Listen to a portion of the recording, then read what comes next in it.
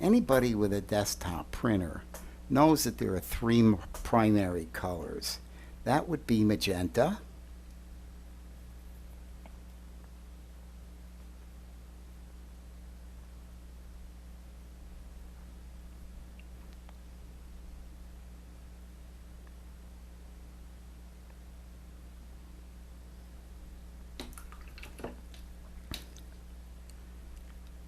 and cyan,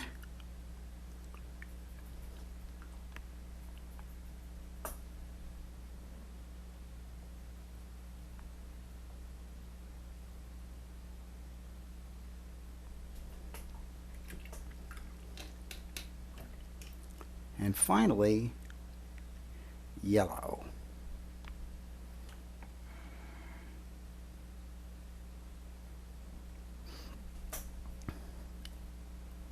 And if you mix magenta, cyan, and yellow, you will get some very nice greens between the cyan and the yellow. You will get some very nice oranges between the magenta and the yellow, and you will get some lovely purples in between the magenta and the blue. And you will get a pretty good facsimile of a color wheel. There's a problem with using just cyan, magenta, and yellow watercolors, and that is that we really can't get the good mixtures because, in fact, there's no such thing as a true cyan, a true magenta, or a true yellow. So instead, we use what's called, in many places and certainly in industry, a dual primary palette. That is, we have two of each of red, yellow, and blue. And we have two, that's one a little to either side of the true color, so that we're absolutely certain that we have the ability to hit the true color right on, whatever we deem that to be at the moment. So for this, we'll start with yellow. And we'll start with a yellow that's a little off to the orange. And we call that a warm yellow. Orange is the warmest of all the colors. Orange is, if there's such a thing, a hot color. Then we'll take a cool yellow. Now that's off maybe a little bit to the green. And we'll put that in the other area here.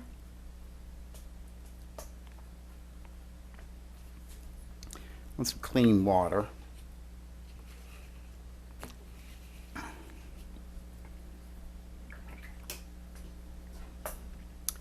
Now we're going to take the cool red, same paint that I used for my magenta,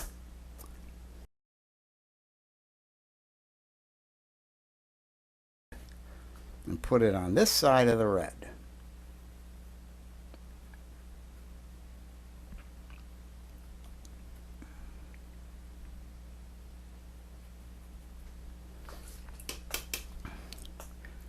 We're going to take a warm red,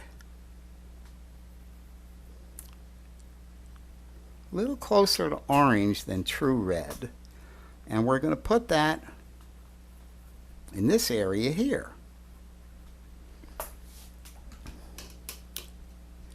And now we're going to take a cool blue.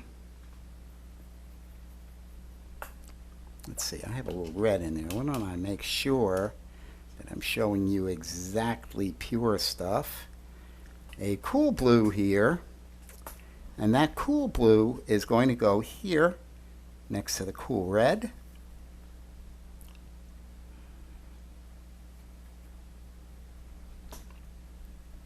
And finally, let's take a nice warm blue that is a blue off to the green, Warm and cool don't really apply well to blue because blue is the coolest color. So either side of blue is heading towards the orange. I'm going to try mixing this up with some clear water.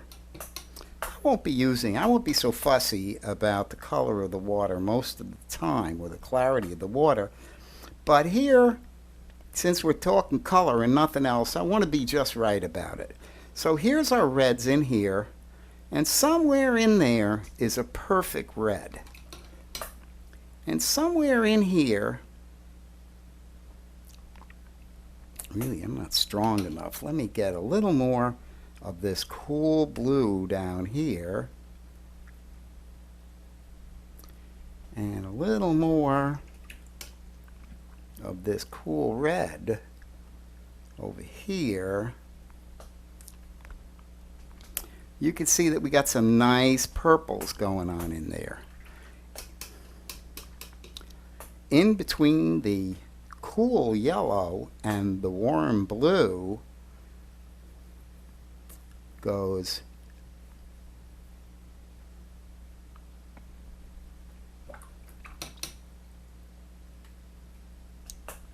marvelous greens.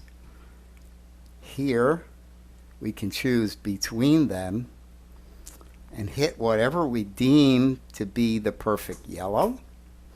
And finally, in this area here,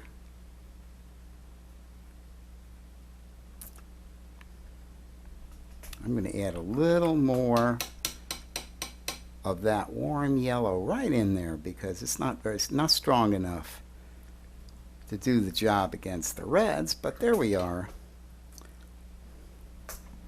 Now what you have there is the ability to mix every color of the rainbow, nice and pure and beautiful.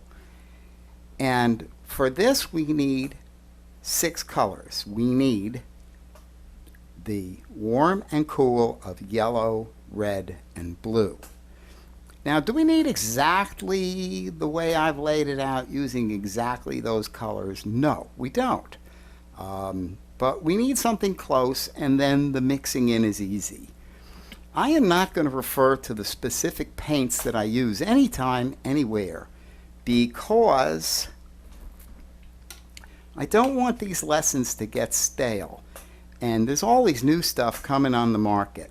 So what I want to do is just talk about the warm and cool colors, and go back to the page where you found this video, and on that page there'll be recommendations, which I'll keep up to date, as to what colors and brands are the best to use for these things.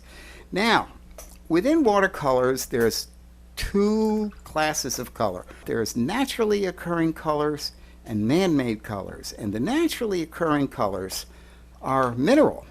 In fact, they're stone. They're just ground up stone. And since they're stone, they sink like stones. If you have, for instance, a yellow iron ore, a yellow sedimentary color, and unfortunately we take what nature gives us. We can't have a nice crisp bright yellow like you see here. This is the brightest yellow we're going to get in a mineral color. But what this is going to do for us is something very different than what the others did. I'm going to actually I have to put a lot of this down. The mineral colors tend also to be kind of weak. And I want to get this wet, and I want to get this uniform, because I want you to see what's going to happen here. We'll do the same with my sedimentary blue. If I cross-contaminate this with another color a little bit, no big loss.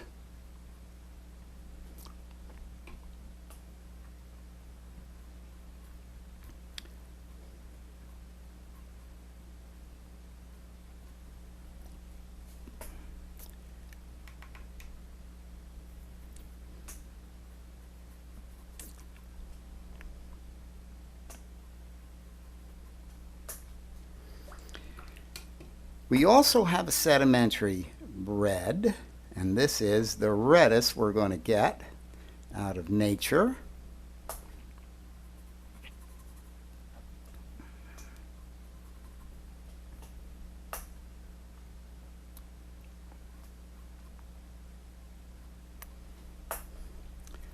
And finally, there's a green. And the only reason I add it to my palette, it's kind of unimportant, is that it's the only really great color we have that's sedimentary. We just get lucky. I think that this is a kind of jade sort of mineral.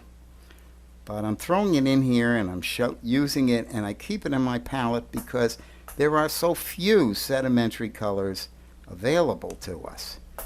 Now, these sedimentary colors are very large particle, very heavy, very mineral, and they're going to sink into the little hills and valleys of the paper much more so than these light colors, which are man-made colors and which will sort of spread out more evenly.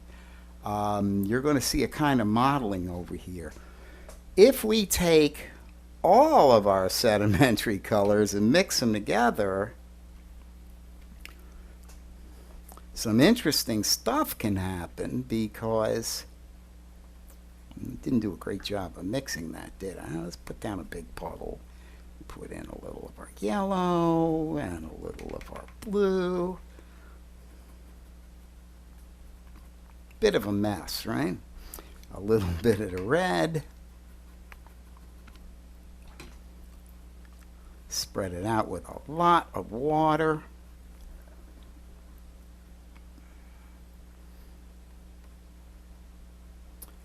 And leave it alone.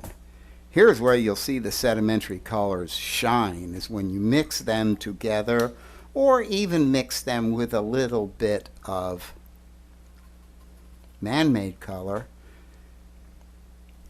You get an even greater display of the possibilities. These colors, these three plus the green, are what makes watercolor often look like watercolor. You can see what's happening in this area here. It's all sedimenting out. It's kind of a great descriptive word. We have this gorgeous effect going on, and there are times when we're going to control this. This would, for instance, make a pretty interesting forest if it were the right shape. I'm looking at a tree right here that sort of painted itself. So what we need, I use 10 colors. We need 9. We need the warm blue, yellow, and red, the cool blue, yellow, and red, and then we need a sedimentary red, yellow, and blue. And I would buy more, except that this is pretty much what's available to us. I also use a sedimentary green just because it's around. It's a great color to have, and it's really nothing critical if you'd have it or don't. There's one last paint that I want to mention, and here's just my old tube of white. This is a 15-year-old tube of white. It's about halfway used up. I don't use it much, but every once in a while you want to paint something that requires white. I could take this white and keep it as a paste, mix in a little bit of my yellow here, my cool yellow, and just get some on here and put dandelions all over grass. There's uses for white, and having a small tube is always a good idea. As you go through all my lessons, you're going to find it up and down a lot. So that's watercolor. That's about what it is. That's about what we can say about it. We can certainly get some gorgeous effects. I'm about to spray a lot of water over here.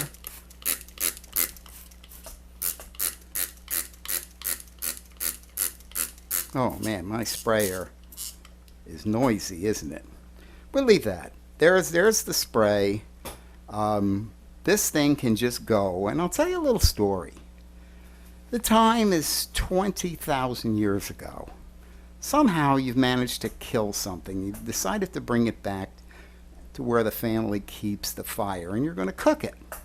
Technology has really moved along. We've discovered, we being mankind, that if you use live branches, that is green wood, as opposed to dead twigs and sticks, you can put your meat on the green stick and hold it over the fire and the stick won't burn. And that's a great thing because you don't have to keep changing sticks or losing the meat to the fire. Well, here you are standing at the fire, you're holding the stick in your hand and rotating it. The water in the stick is being heated by the heat of the fire. It's creating a little bit of steam. The steam is pressing on the sap that's in the live wood, and that's coming out in your hands, and your hands are starting to get pretty sticky. Meantime, the fire is making soot. That's man-made carbon black, and that's getting on your hands. So your hands are all sticky and black, and then you decide you have to wash them. So you spit on them a little bit to loosen the grease, and you wipe your hand on the stone wall of the cave, and oh boy, guess what? Art! Well, 20,000 years ago, people made watercolor with tree sap and color and water. Here, in the 21st century, we make watercolor with tree sap and color and water. We use a pretty good grade of tree sap called gum arabic, but it's still just the sap of an acacia tree. We use plain old water, same as the old days. And in terms of our colors, we've come a long way. Many of the colors that I just showed you today were not even available to Renoir and Monet and guys in the early 20th century. We have colors that they never had. So technology has come pretty far, but in fact, we're still using tree sap, water, and color. And also, in modern paints, we've added preservatives, and the preservatives can be toxic. So just a little note, keep the colors away from the kids. They're very seductive, as you can see, and as long as you keep them away from the children, they're safe. You can handle them. You don't want to eat them or drink them or anything like that. But to work with them, to touch them is just fine.